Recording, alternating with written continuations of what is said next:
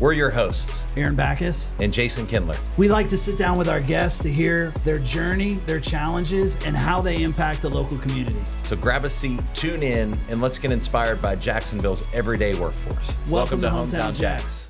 Patric Young, I am so excited to have you on the podcast. Thank you for coming. I really appreciate that. I know why you're really excited. What's that? You're taller than me right now. I am taller, so that probably never happens, but it's happening today. I feel a little bit bigger than you, but, probably not a common thing. So happy that you came. I know it's probably weird this strange guy emails you out of the blue and wants to be on the podcast, but I appreciate you taking a leap of faith. No, I mean, I think it's twofold where, like, obviously I'm trying to grow as a person and refine my story and get that out there. And also, like, sometimes we miss opportunities because we judge them before we even do them. And, like, you never know what a door can open. And plus, life is now. Life is now. I get to meet you guys. Like, this is a blessing for me. So that's one of your things you talk about. I've done a lot of studying on you, but I'm so excited because your story's amazing, and I want to kind of go through a couple things to tell you. Patric Young, amazing guy, got a lot of things going, and we're going to get into it. But grew up in Jacksonville, hometown, right? Duval. The whole time, right? You started Duval? here. Duval. Went to Providence High School. Paxton and Providence. Can't forget the Golden Eagles. That's right. McDonald's All-American. Yes, sir. 1,000-point scorer at UF. 3-time SEC Scholar Athlete winner. So you're a smart guy too. I'm smart enough to know that I don't know a lot, and I want to just keep learning. Yes. Well, never missed a game at UF. Yeah, that's pretty cool, right? That is really cool. 150. That is amazing. That is so rare. I remember I missed one practice, and my senior year, my knees were just bothering me too much, and I don't know, I didn't take the anti-inflammatories or whatever, and Coach Donovan was like, hey, man, just take today off, and that was pretty cool. You couldn't hold out to say no missed practice, no game. Look, I mean, you get basketball is a short window in your life, and, you want to make the most out of it. And I think for the career that I had, I think I squeezed the most out of it. You definitely did. Played 3 years, NBA/Europe. 6 years. 6 years. Mm-hmm. Awesome. I apologize. All 6 good. years. I wish it was 3 years in the NBA. That'd be awesome. I get a pension.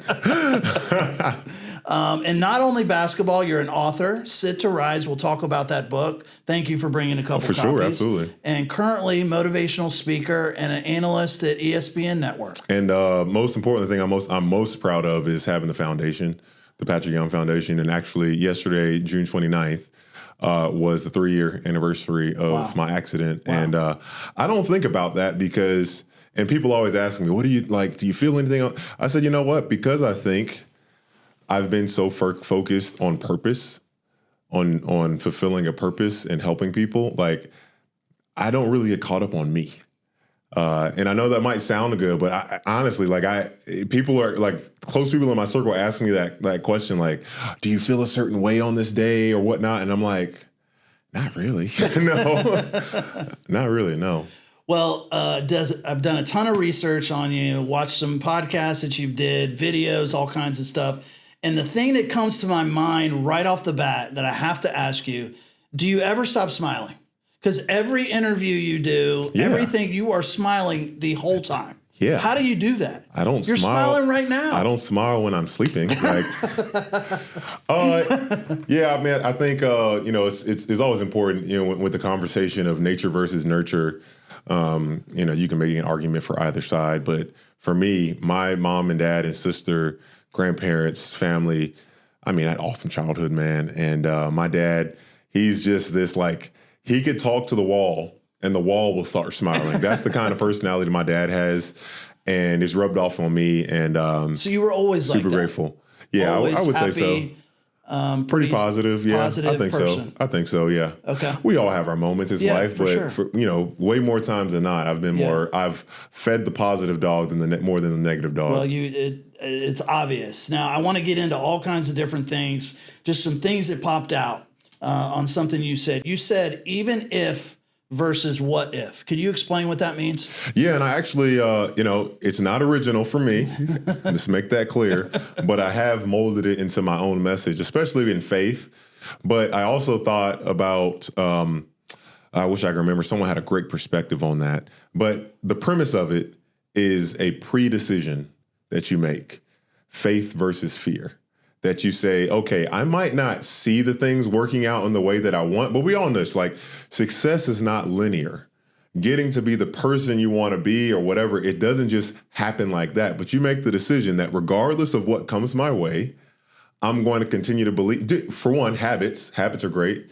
I'm going to continue to be positive and just do those things that keep making me the best version of myself. And when you're filled with what if all the time, I mean, there's confusion, there's doubt, there's fear, and I still have those things. Mm-hmm. It doesn't make me immune from them, but more times than not, I go back to that standard or that goal of like, I want to X, Y, and Z one day. So even if it doesn't happen in the way I want it, or the time I want it, or if it never happens, like I can be content in the person that I'm becoming through my daily decisions and choices and the people I decide to spend my energy around. And also just like, I don't know, whatever comes my way, man. Yeah, well, I like that. Kind of like the process, trust the process versus the outcome. Exactly. Enjoy the process. Exactly. I love that. So you were on the John Gordon podcast. I listened to that. What amazing. Like you were on that the first, like pretty soon after your accident, wasn't it? Or within a couple months? Yeah, so the accident was June 29th of 2022. And I don't remember the exact date, but I was back in Jacksonville and I lived in Mandarin. Right. So I remember I did that interview with him in my house that I was renting in Mandarin. And I mean, first shout out to John Gordon. I mean, what a great, I'm so grateful to call him a friend, a real friend. Like it's probably easy for a person like him to get caught up with all the achievements that he's had along the way. Right. But when you hear him tell his story, like the Energy Bus was rejected by 30 publishers. Unbelievable. 30 people said, no, your book isn't good enough. I don't see an impact. And he just kept going. He got it in the right hands. And long story short, I mean, he's a 30 book time author and 14 bestsellers, 14 or 15 bestsellers. The list is long for sure. And he's right here in Jacksonville. Genuine human being. He's such a, like, Jordan Montgomery and him are some of the people, like, they are so present when they are with you. Right. With, again, like John is one of the top speakers in the country. Right. Like he turns down opportunities and I'm like, really? I'm like, dude, man, he's something else. But so grateful for him. He's given me some great advice. And you guys were friends before, or when you were playing ball? Did you get to know him? So the story behind me knowing John, I think I actually read The Energy Bus maybe when I was in high school or something, but I didn't really expand upon like following the author. It was my junior year at Florida. Coach Donovan had a relationship with John and got us his book called Training Camp. Great book. I love how John has his books. They're based off of a story you would think, oh, this actually could happen. And really just gave me this motivation with the character that he has in the book of, like you just said, trusting the process, giving your best, not looking left and right, comparing yourself to people. Because the guy, I think in the story, was like an underdog, undrafted kind of thing and found his way into the NFL. And I still don't think he had like a long, super successful career, but like he squeezed out every ounce of potential he had with what he had. And from there, we started connecting on Twitter. And the first time I ran into him, you ran into him in the airport, was before my accident, my first year with the SEC Network. And I remember, and I'm ashamed to say this. I don't think he knows this. I was a little hungover from the night before. Hey, I'm gonna be real. I'm gonna be authentic. I don't drink like that anymore. It was, look, I was 28 years old. Yes, it's okay. You get a pass. I hope I get a pass. I was still showing up for work. Yeah. I wasn't expected to see John at the airport, and he was just so gracious. I don't think he knew. I hope he can hear this one day, and I can tell him. That's funny. That is so funny. Right? Well, we've been trying to get him on our podcast, but we shoot for the stars and wherever it lands. You never once. So, what drives you, Patric? What like every day? What's that burning passion in you right now? Well, I would say the first thing, I don't think if you would ask me before my accident, like that same question, I would tell you things that maybe I didn't fully believe in a way where like, I don't.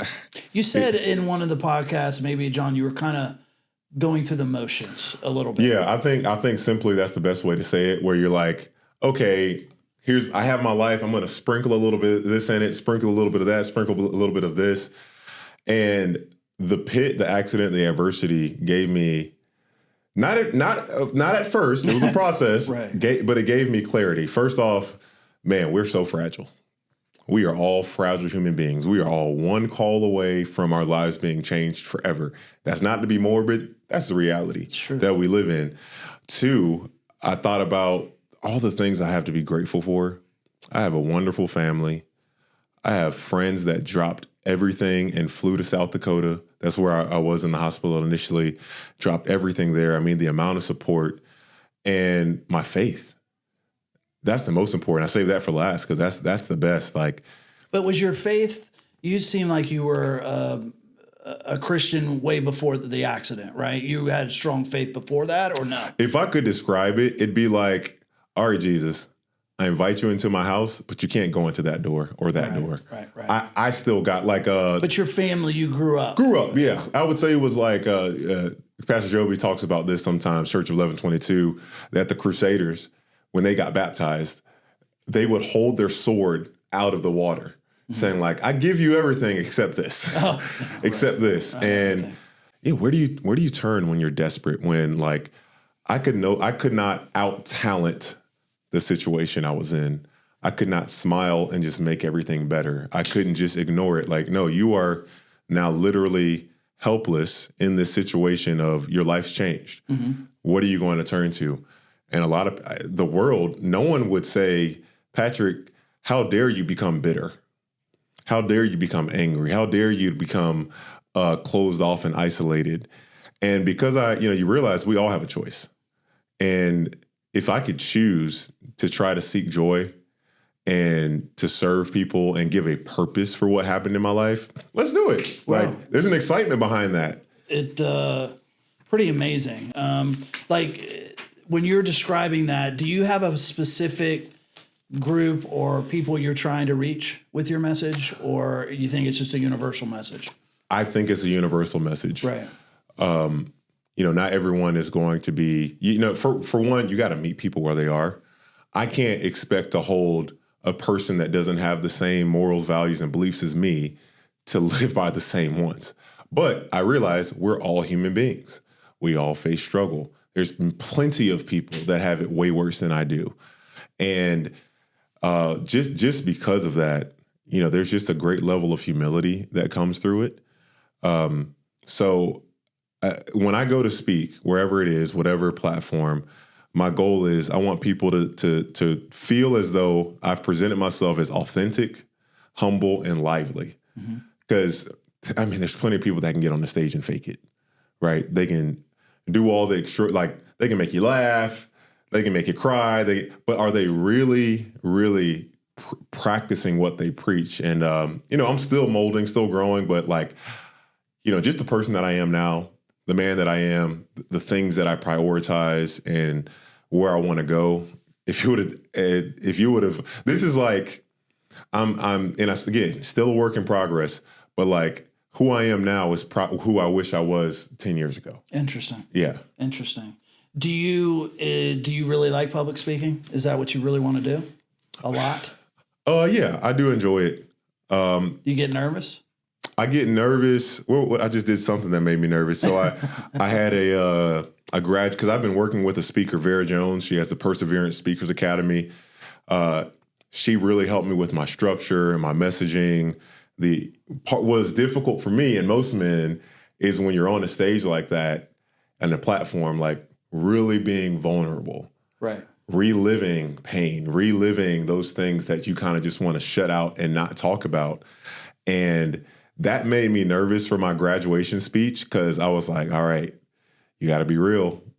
Talk about, the divorce I went through, the infection that I had that had me in the hospital for 150 days in 2023, this accident, the questions I had about my masculinity.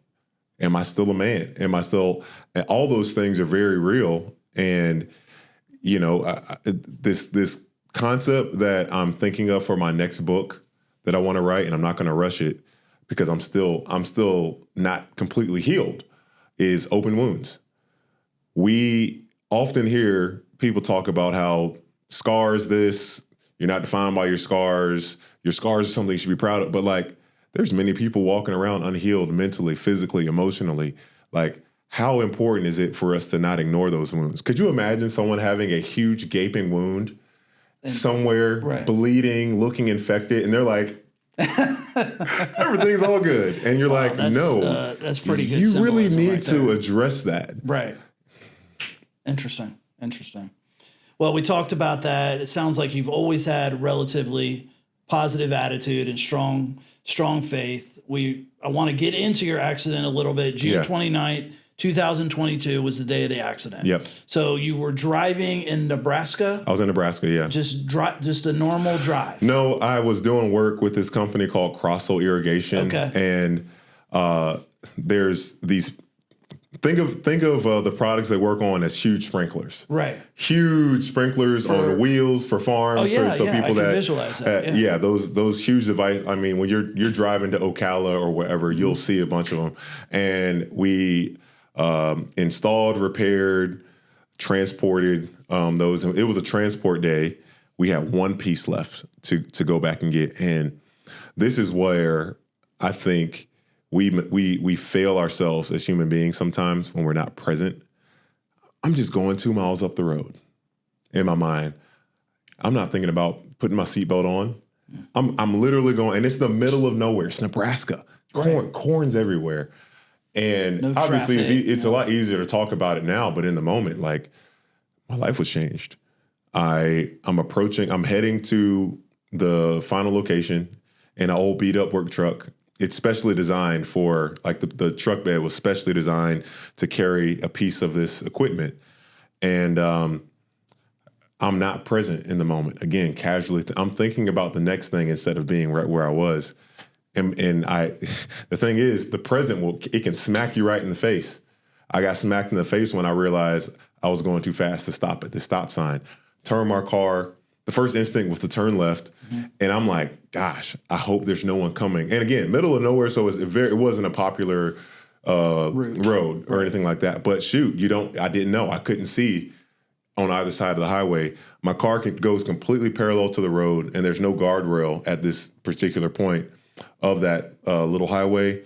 Truck flips over one time, and I brace myself. You know, oftentimes people wonder, why do oftentimes drunk drivers go unscathed from accidents? Because they're not loose. They're completely loose. They don't fight what's happening. And because I braced myself, when that truck landed on all fours, all that pressure just compressed my back. Mm-hmm. And I felt it pop in my back just like that. Wow. Immediately knew something was wrong. Didn't know how serious the extent, but I knew it was serious. And gosh, I wish I could tell you I handled that situation without using curse words. And you talk about how it was kind of a God thing that your phone was right by you. It ended up by you, right? I mean, it wasn't in your pocket, or. Well, the first thing I'll say, parents that can listen, if your kid doesn't have Life 360 on their phone, because again, anything can change and happen, especially if you're driving. It alerted my family that I was in an accident. So if I couldn't have gotten to my phone, eventually they would make calls to figure it out. But I was able to grab my phone, call my employer, tell them to call 911, called Whitney, and then called my mom. And you only had like 10% left. I know, right? It was less than 10% on my phone battery. Yeah. Wow. I had lunch in that truck. I had beer. Like we would have a beer after we finished work. Yeah. Because we started working at 4:50 in the morning. Wow. So we'd be out there sweating. It was something I'd never done before, really working with my hands, really being out there. It was one day, there's these potato bugs or something out there. Oh my! I mean, are they big or what? They don't bite you or anything, but they're everywhere. We're out there working, and there's 10,000, 20,000 of those things, and I'm like, dang, what did I sign up for? Because look, I'm not one of those people that'll freak out if I see a spider, but I'm okay if the spider is like not near me. I'm okay with that. You're one of those big guys that's afraid of snakes. I didn't say afraid. I've held a snake once, and that was the last time. That was it. I'll tell you that. So you obviously remember the accident pretty well. Yeah. Wow. Interesting. Accident. Remember being on the helicopter. So grateful for the first responders. Well, it's funny that you see that. I'm glad you said that. Started. The stuff that I've listened to you point out several positives of the actual accident. You're talking about the first responders. The first responders, because like I was in a very uncomfortable kind of like slouch position, and the truck was in a incline or decline, however you want to look at that. So I'm thinking, oh my gosh, please don't let these people hurt me worse as they're getting me out. And they reassured me, they got me out. And then the helicopter, the one of the first responders in the ambulance, the life flight helicopter, I mean, he was just praying with me, talking with me through that whole thing.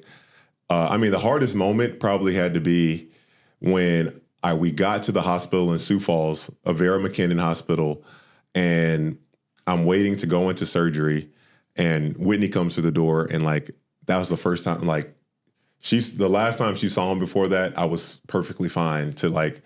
Now and we went through premarital counseling, and it's really ironic. We went through one part of our premarital counseling where it's like, hey, are you prepared if this were to happen in your life? Mm-hmm. What would you do? And many of them were like, I don't know. I guess if that were to happen, we'd have to, figure it out. And wow, just like that. So that wasn't part of premarital. That was not a part of it. No, it wasn't. Well, I just think it's really awesome how you point out so many positive things about what happened that day. That's pretty amazing. It's easy to, that's why you hear the phrase practice gratitude. We know this. You have to practice to get better at something. And if you're living this pessimistic, always negative, always looking at the bad, it's going to be so hard to find any type of silver lining. So I'm super, and I had my moments. This sucks. I have to ask for help with everything. This can't be real. This is blah, blah, blah. And I'll never forget, I wrote this in the book. There was a nurse. She was a case manager, been doing it for 25 years. Probably seen a lot of really hard things because she was like a spinal cord injury, neck type injury caseworker. And she said, I've noticed that two things happen to people. One, they get extremely depressed and go down a bitter road, angry at everything, or they can become some of the most positive people you ever meet. She said, we're born with a seed of positivity and negativity on either one of our shoulders. And whether it's something as simple as being stuck in traffic or getting a bad diagnosis, she said, the one you water the most on a daily basis is the one that's going to blossom. Mm. And that's just not, that's easier said than done. Easier said than done. Yeah. But you have to be mindful of that. And you got to have people that'll call you out. Say, man, you're so negative. Right. Dude, why are you so, and you're like, dang, I didn't realize that. And call you out in love, towards being a better person. Like, I can't tell you the number, nowadays, the number of conversations I will just remove myself from because it's a pity party. People are complaining nonstop. Not saying they're not justified, but like, what do they say? Something about an anchor slowing a ship down, or there's some type of phrase of like some sinking a ship because everyone starts like the water is just starting to fill the ship, and instead of getting buckets, people are complaining about the water getting in the ship instead of solving it. Do you find it easier now to be more and more positive since you've been doing it for so long? I find it easier because I know what worst looks like. Right. Wow. I lived worse. Right. So it's twofold for me. People talk about when comparison being the thief of joy, but I think comparison can be used in a great way. Like instead of me looking, oh man, why does he have that? I should be doing that. I'm better than them. Social I want what they have. In a nutshell, I want what they have. It's like, no. Just today, there was a fatal accident on the Buckman Bridge. And it's like that person's life has been ended. That's humbling right there. Hey, we're still here. All right, gosh, I can drive. I can feel the sunshine. I can you know what you're exposed to. So you can't blame people for a person for not being grateful if they've had everything they wanted.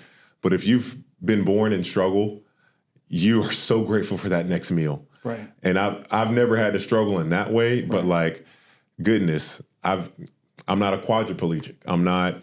I have a chance potentially to work and walk, and again, like my situation could be so much worse. But like, I mean, being in the hospital for 150 days, that was pretty bad. Yeah, that wasn't fun. I know you mentioned, I think, bad. in one of the podcasts where you were with a gentleman that was paralyzed for the head down and told he was never walk again, and now he's walking with a cane. Yeah. It's actually it's through my foundation and through my relationships I have at a bunch of churches here. First off, like shout out to pastors and therapists for taking on that role of like, I am open for people to tell me their mess all the time. Right. This is hard. This is what this person's going through. This like they probably get, it's not like one call a day. They probably get multiple calls a day of something really hard someone's going through.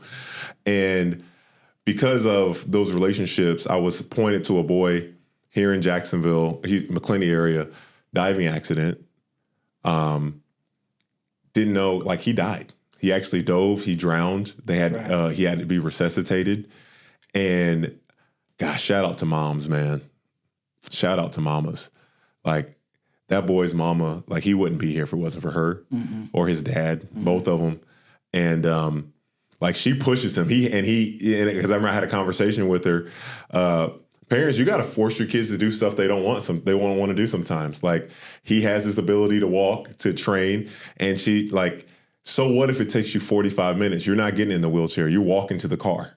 Wow. You know, that's the type of mindset that she had. And just really awesome story there. Yeah, really awesome story. Well, getting into your accident and you were in the hospital recovering. Initially, I was in the hospital 2 weeks in Nebraska and then 5 weeks 2 weeks in Sioux Falls, 5 weeks at Craig Hospital in Denver, Colorado. And then you came back and did your rehab for Brooks Rehab. For 6 months. Shout them out. Shout out Brooks Rehab. Oh, I was going there with a therapist specifically. And then at a certain point, they had this day program, which is incredible. It's funny you mentioned one time that it's right down the road from your daughter's school. Yeah. It was like dropping you off and dropping the daughter off. It was like she and I both had to go to school. But it worked out perfectly because the day program was 9 to 2. So, you get a lunch break, but I could pick her up right after school and bring her home. And but that was awesome people over there at the day program. I mean, they really shout out to them, therapists that are striving to help people get that sense of independence again. Yeah. That sense of like, I can do it. This isn't the end for me. And they just care so much over there. I'm still really connected with those therapists over there. Yeah. I would imagine. You talk about how you wanted them to challenge you during that time period. Yeah. Do you think that was kind of similar how you were as an athlete? What made you a top athlete? Sadly, no. And I think part of it, talent in this situation was taken out. Talent was completely removed. Look, in high school, I'm 6'9", 230 pounds, raw talent, but I'm talented nonetheless. How many times am I going to run into somebody that can stop me? Right.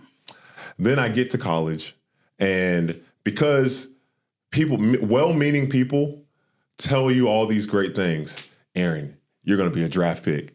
Man, you're like a baby Dwight Howard. You're going to be this, you're going to be that. You have all these. Fantastic. I appreciate people seeing the potential I had. But at that age, at 17, 18 years old, you don't know how hard you have to work to get there. That's why, your why has to be so strong. Like Bradley Beal, one and done. Like he came into Florida, and I think he's 1 year, he's younger than I am. But I think because he was so attached to St. Louis and all the great players that came through there, he knew he wanted to be in the NBA, that he wanted to be a great player. So from the outside looking in, it didn't seem like he was distracted by anything other than doing his job. Mm-hmm. And yeah, you can't be surprised that he was the number 3 draft pick in the NBA that year. Interesting.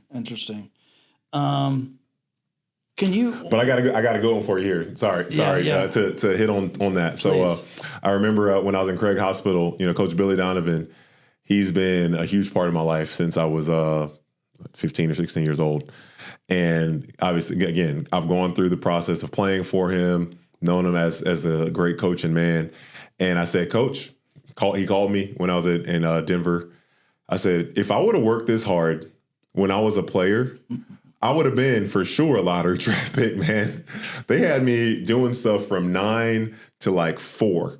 There'd be a little break in between, and I'd have to put a sign on my door, please let the patient rest for 1 hour. Please. We'll get back to the story in just a second, but while you're listening, here's something you should know if you live in Northeast Florida. If you're self-employed and trying to buy a home, it's not as hard as you might think. We work with business owners, freelancers, and creatives every single day. People who don't fit the traditional housing molds, and we're here to let you know that we have real loan programs that make homeownership possible. We've helped tons of local business owners and creatives get approved using flexible loan options that work for them and their business. First Coast Mortgage Funding is proud to sponsor Hometown Jax right here in Jacksonville.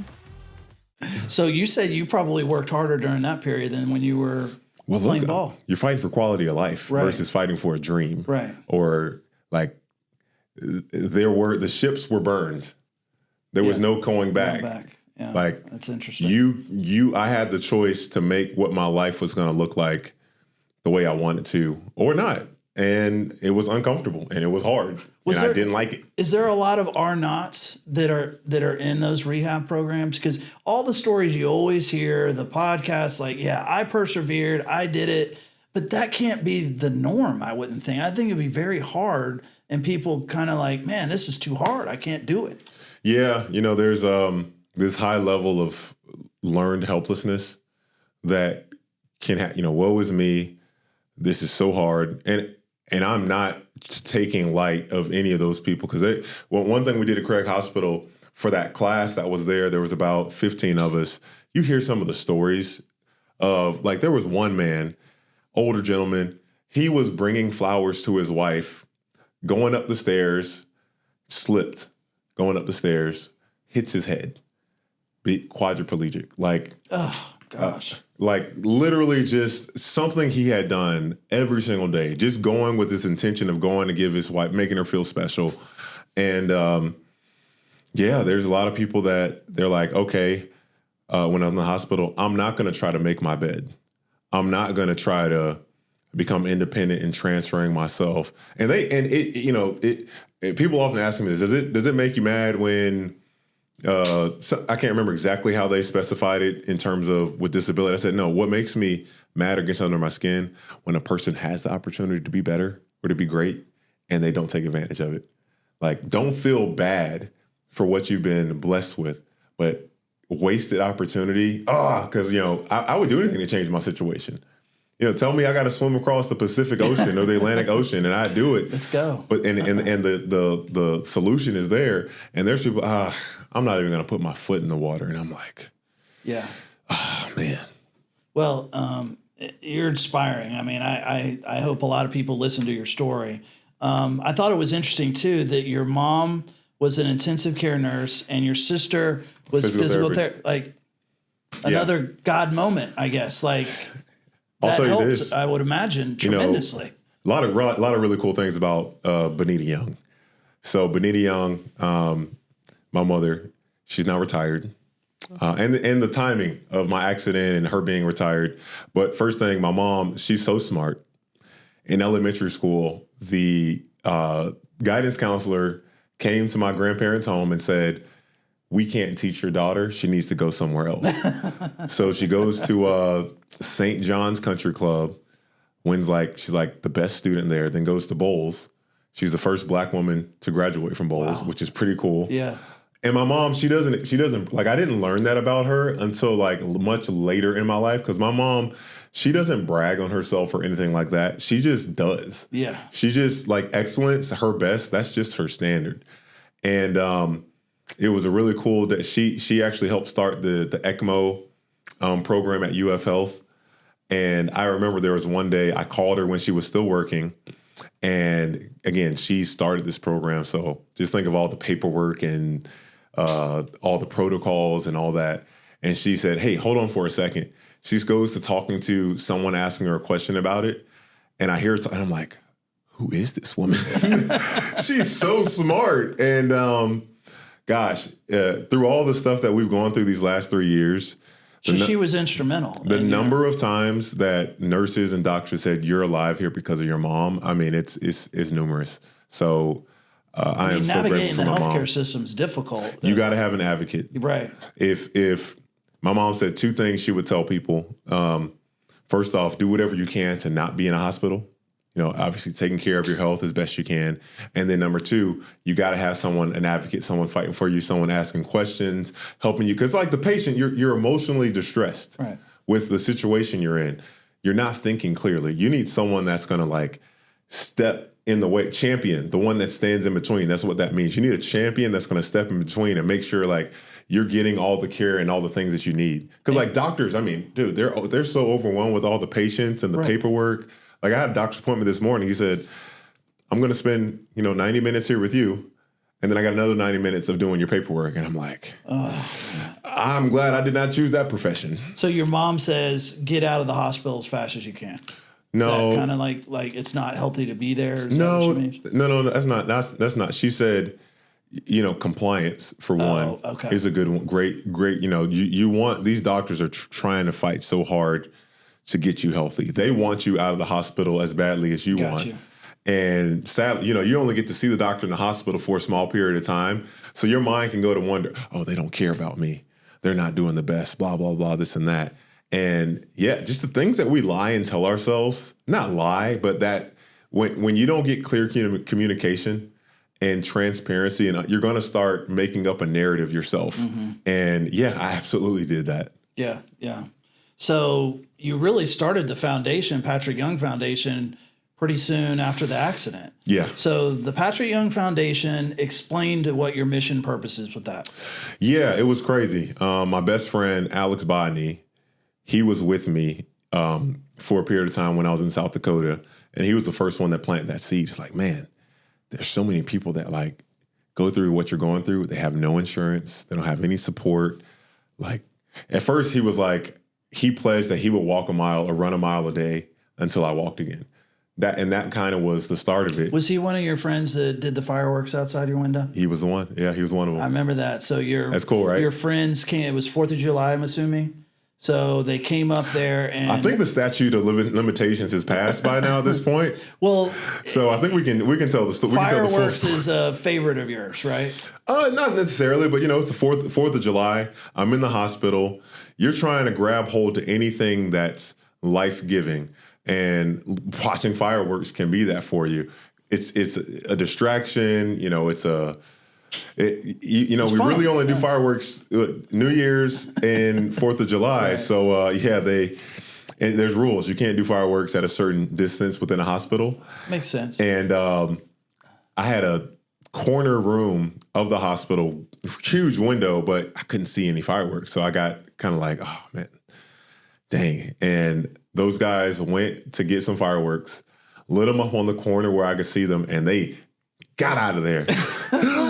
And I text them every 4th of July, Justin and Sydney, Russell and Alec, and I say, this 4th of July was great, but nothing compares to the one from 2022. I would imagine. So going back to the foundation, so you started that and you help people out that have had a tragic accident and Correct. With coordinating financially and things like that? Yeah, so I think we tend to see this with athletes or with people in general. They start a foundation based off of something that was close to them.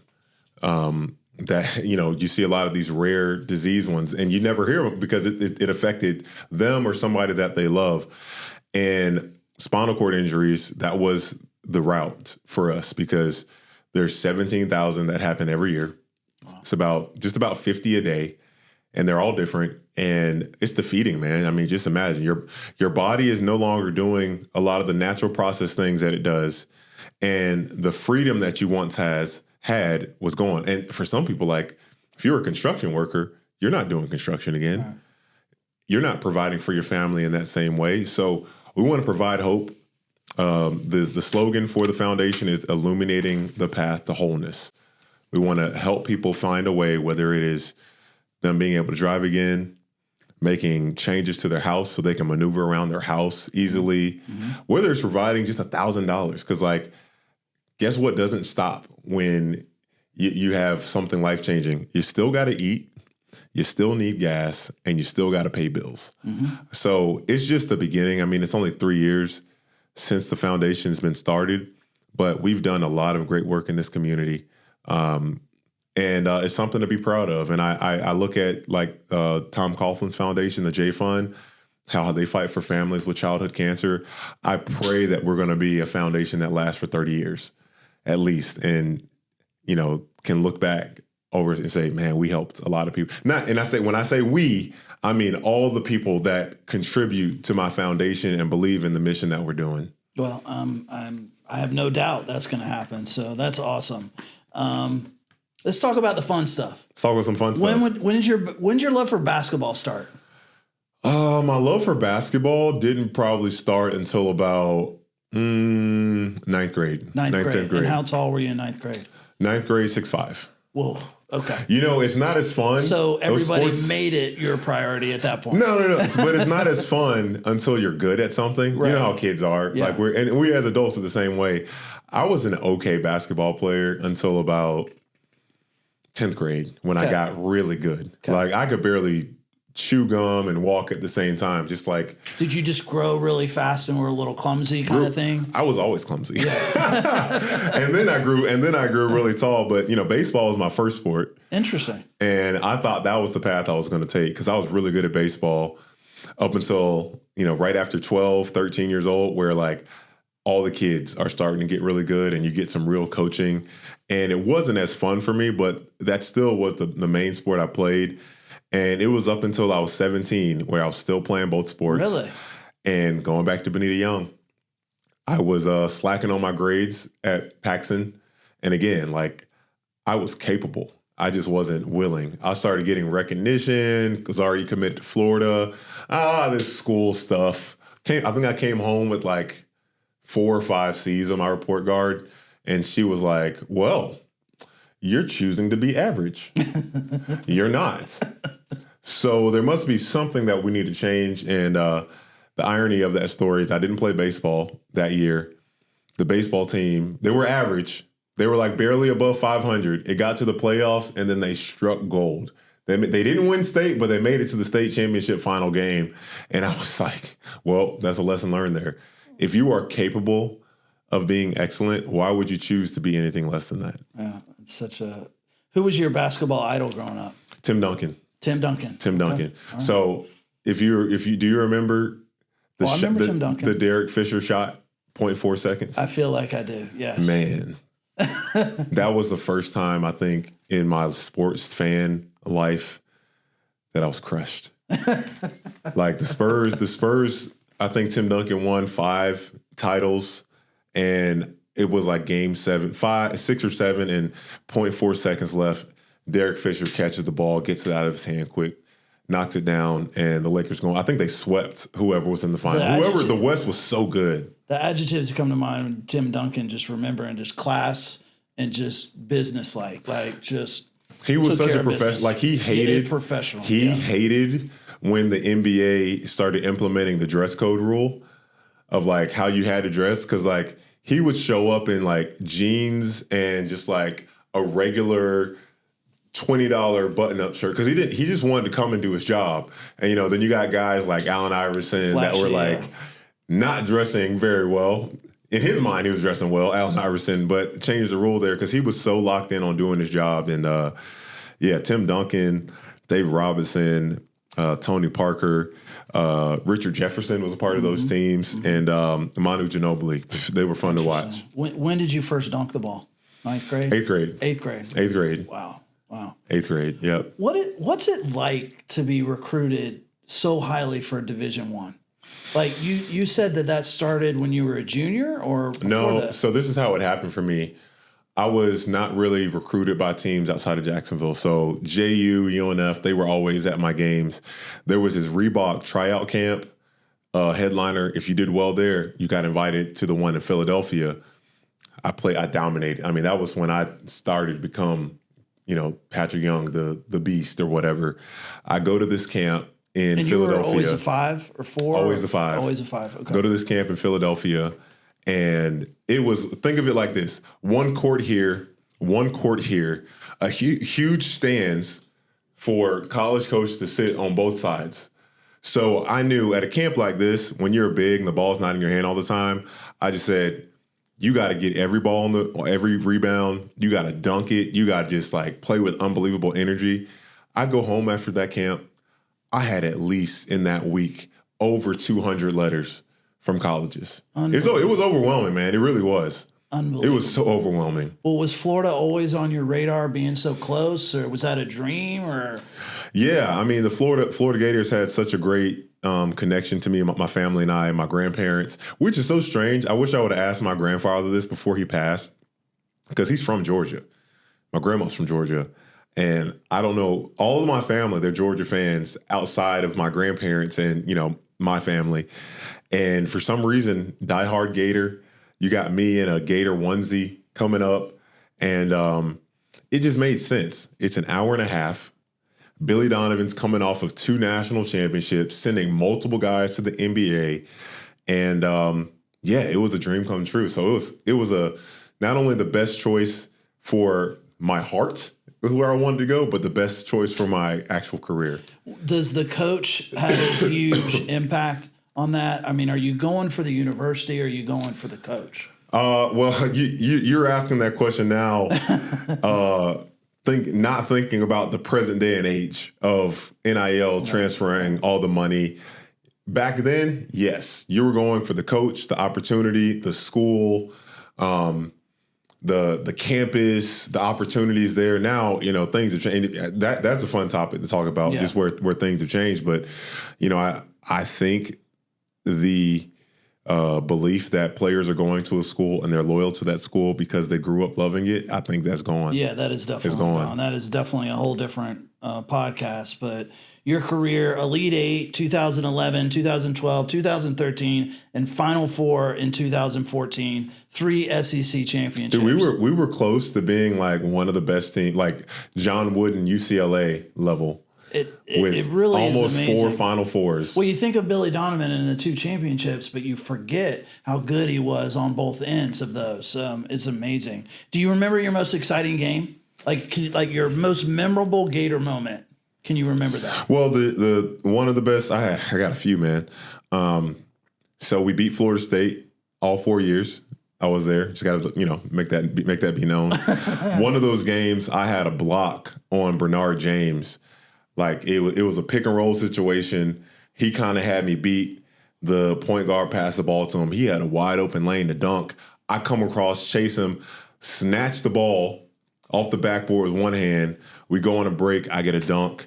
One of my best games was we had Arizona at home, and I should have had 40 points in that game because they couldn't stop me. I mean, the first half, I think I had 15 points. I missed a bunch of free throws, so we ain't going to talk about that. But they couldn't stop me. And, we had a fantastic game there. The Final Four game, not the Final Four game, the game to get to the Final Four, we beat Dayton. Beating Kentucky at Kentucky was awesome. Beating them on senior night by we beat them by 21 points or something like that. It's hard to remember all 150 games, but there's definitely some moments. There's some moments. Did you shoot the 3 like the 5s do now? No, I didn't.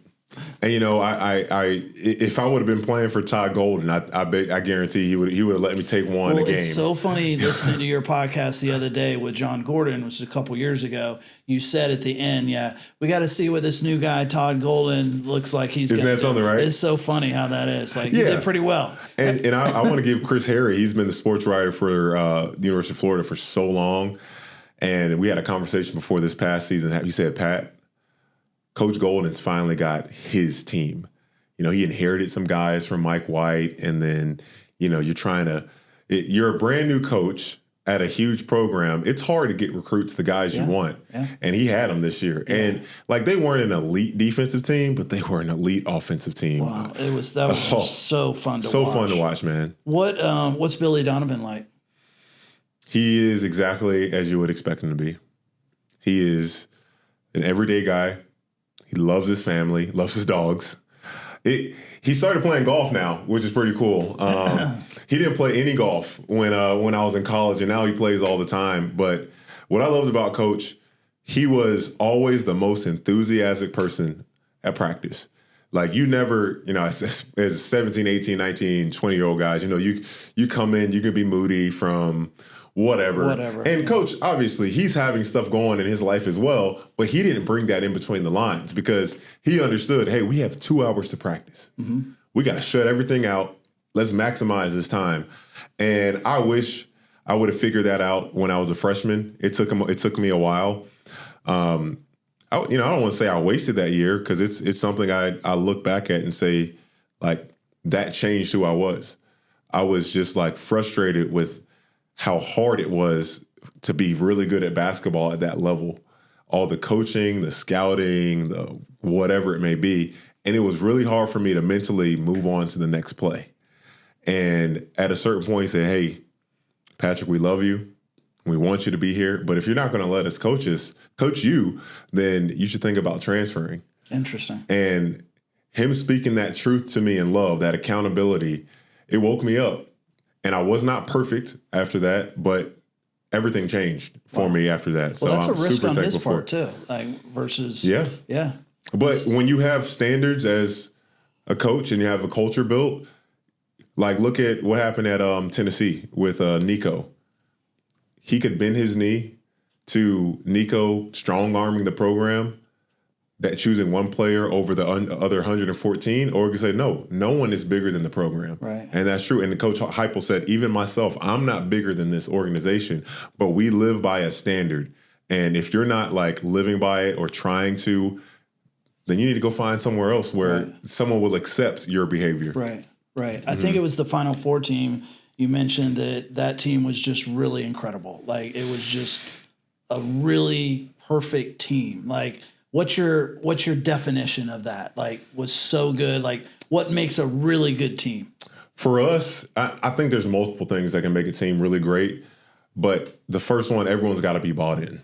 But when you say that, what do you mean? Like bought in? Billy Donovan says, "Go through the one wall." You would go through run the wall. Bought into understanding that the next man beside you, like how much you need them to accomplish. Like, yes, have your own personal goals. Great, but those can never be above the team. Mm-hmm. Like bought into the coaching, to your teammates, and what Coach Donovan did for us that year. Most teams don't do. He had us meet with a therapist as a team. You told me that a few times. Well, you all got together as a team and like revealed stuff. Because it started. We had some guys on the team that were making some poor decisions with the marijuana. And they had such a great outcome with working with Dwayne Allen, the sports therapist, family counseling as well. And they said, hey, we should bring this to the team. And at first, everyone reluctant about it at first. I don't want to talk about the stuff that's going on. But what Coach did, like, he was the first one to open up something vulnerable and share with the team. And we just all went around. And now it's like, dang, I actually know what that guy's going through. I actually know the inward parts of him that he doesn't have to share. Like teams always bring out family. This is my brother, but like, do you really know that guy? Right. And put us to this level. Like, I don't want to let that guy down. I actually know him. I actually love him. I actually want to like help him overcome his bad relationship he's had. So there was one game, Casey Prather was playing really well senior year. I mean, he was Wooden top 25 list, unbelievable. His dad decides to show up in his life for the first time in God knows how long after the game. I can't remember where we played. And we're in the locker room. Casey's telling us, and his dad's waiting for him because his stepdad is really who raised him. And he's like, man, I don't want to go out there. I don't want to face him. And we all just embraced him, say, hey, don't worry, you're not going up there alone. And we all were with him that whole time. And I couldn't imagine being in that position and having to, like, if he didn't play well that year, like, the guy never came to a game any of the first 3 years. Mm-hmm. His son's now playing good. Oh, now I'm going to try to get a relationship with him. I mean, tough. That's tough, right? Yeah, for sure. Well, amazing run at Florida. And then I think you said 6 years. And yeah. Tell us where you played. I was with Monty Williams and the Pelicans. Yeah. After being undrafted, then I got cut. We weren't playing well as a team. I was like, dang, I wish I would have got a chance to like go out there in an actual NBA game. I played a preseason game, but I got cut. 48 hours later, I'm on a plane to Istanbul, Turkey. Wow. And you've been to Istanbul lots of times, haven't you? Yeah, zero. A whole lot of zero. Right. What's 0 plus 0? 0. So I played over there, and that was a great experience. I actually fell in love with the game of basketball again because I played with Carlos Arroyo. He was in the NBA for a long time. He tried to pass me the ball like every pick and roll. I was not used to that, to a guy trying to pass me the ball that much, because most guys, they're coming off, they're looking to score, and helped me fall in love with the game. Like, no, you can have a really good career. I went over to Greece after that. I did have an opportunity to try the NBA again, but I had such a great opportunity to go back overseas. I got injured my first year in Greece, tore my ACL, season over. And I was playing great too. That's what sucks. Came back that next year, wasn't exactly the same. Had to get my meniscus revisioned, and I got an infection in my knee after the surgery. So that pretty much is the major reason why I couldn't play much longer than I did. Right. Like, that infection just messed up the whole structure of my knee. And I'm so grateful I was able to still play an additional season after that. But I was tired of playing hurt. I mean, just imagine you used to be at this high level. You know you can be great, but your body can't keep up with that. So I was like, you know what? Let's go for the next chapter. And that's when, in 2021, when I got engaged, started working with the SEC network, and Tim Tebow had a for-profit company that I was blessed to be a part of as well. So that transition for me outside of basketball, it was actually a pretty good one. Yeah. SEC network's got to be fun. It's fun, man. I imagine it's fun. Saturdays, you get paid to talk about basketball. I know. Saturdays are long days, long, tough days, because we end up doing all the games in the SEC for that weekend. So we get there at like 11 a.m. and you're not leaving until, midnight. And look, yes, again, we're talking about basketball, but sometimes we all know there's a game on and it's awful, and you're like, I'm not watching that game. Gotta watch it. Gotta watch it. Well, wrapping this up, I wanted to talk to. Tell me about your Reps to Rise. Tell me about that. What's that about? So that's really cool. We actually just closed that up. So we were about to talk about it before this started, and June 29th. That's a day that's always going to be special to me, because that's when my life was changed. And I don't think we did anything for it the first year, but after that, I was like, you know what? Instead of that day that was significant in my life being a tragedy or something that I look at and choose and again, no one would say you're wrong for that day affecting how you feel. But I said, you know what, let's make some purpose behind that day. Let's raise some money that's going to help people that are in the same situation. Like, my June 29th could be their June 30th, their whatever day. And if we can stand in the gap, for one, I want to help the people that are injured. That's life. And then two, I want to give inspiration to the people that aren't, that take health for granted. I mean, there were some people I met, I just miss swallowing and tasting food. Dude. God, talk about taking things for granted. I just miss, and I'm like, man, what am I complaining about? I think every nonprofit, podcast, et cetera, we need awareness and exposure. And that's what we're trying to do. This Rep to Rise, I asked people to move their bodies for 20 minutes a day. That was it. Like, walk your dog, you can work out, play pickleball, I don't care, but you're doing it with an intention of like, dang, I can do this. And then, we had a really awesome event, and I'm grateful it wasn't as busy as I originally wanted it to be, because I don't know what we would have done with 50 people per session in that gym.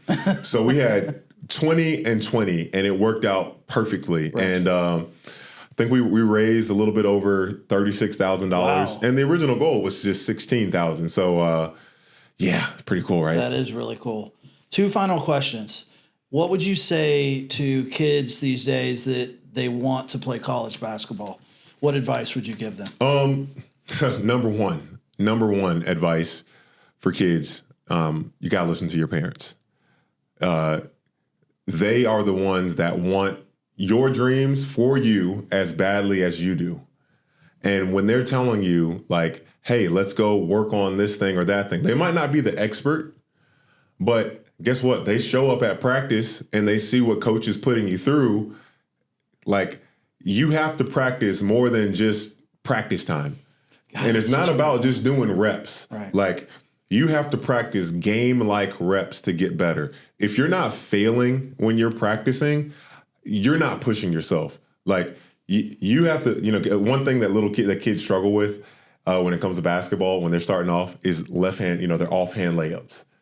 Yes, you're not making them as much. Yes, the ball might be difficult you have to keep working. Because if you can only go one way, if you only have one magic trick, it's like one show pony. All right, NBA teams, college teams, scouting is unbelievable. All right, he only likes to go right. We're not going to let him go right. What are you going to do now? Right. You're going to try in the game to start perfecting your left-hand layup. It doesn't work that way. So your improvement and progress really starts after practice. Yeah, for sure. Mm-hmm. And the second thing, because this generation, they look at a lot of highlights when it comes to players or people they follow.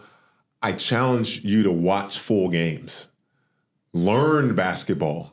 It's not just one-on-one. Like, there's a high percentage of basketball that has nothing to do with skill level. Your talent. Or the ball. Right. Exactly. Positioning, effort, hustle, being a great teammate.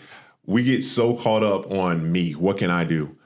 How can I, blah, blah, blah. It's like, no, how can you serve your team to win? Because when you win, everybody looks better. That's why I think all 3 guys from Florida got drafted this year.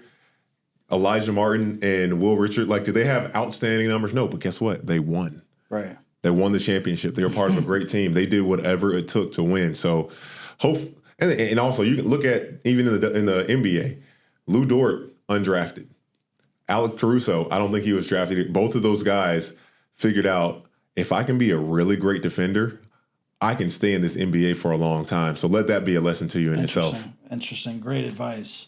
And then most importantly, what would you say to someone that's had a life-changing event like you? What advice would you give them? The first piece, I would tell them, there's a level of acceptance you have to have. It doesn't mean you're going to be there forever, but you have to accept your reality. How long does that take? I mean, is that... It shouldn't take long. If you are constantly saying no to things that you like to do and can do, that's when you should be aware of, like, okay, I'm missing out on life. There's a book that I'm actually reading right now by Henry Fraser, and actually J.K. Rowling, she helped this guy. This book, it's a very simple book. Guy had a diving accident. Has a quote in there. He says, "You start with what's necessary, then you begin doing what's possible. Suddenly you're doing the impossible." We have to accept where we are in order to get to where we want to go. A GPS is useless. Like, if a GPS didn't have the current location tracker, it wouldn't be able to work because it doesn't know where you are in order for you to get to where you want to get to. And it's, keep it simple. Keep counting the small wins. Okay. Like for me, when I got out of the hospital after that really long stay, I had goals of, like, all right, get in your wheelchair, get out of bed and be in a wheelchair for 15 minutes. Get back in bed, because it was uncomfortable. I had dizziness and nausea and things I had to fight through. All right, the next step. All right, not only do you have to be at a chair, all your meals, you can't eat your meals in your room or in your bed. You got to go up front. And those are small things, but those small wins help my mental health say, all right, and my body started catching up to those things. So without a doubt, That's what you got to do. Acceptance, small wins, build your way up. Build your way up, man. Interesting. Well, Patric Young, this was amazing. I am so grateful that you came. Man. Your story, inspiration, and what you're doing now. Thank you. Please follow through with the cartoon caricature people, because I will. I want one of those. They're so cool. We may be able to make it work. Thank you. Appreciate it. Thank you. The Hometown Jax podcast is recorded and produced by First Coast Mortgage Funding, located in the heart of Jacksonville. Do you want to be our next guest? Visit our website at hometownjaxpodcast.com. We can't wait to hear your story.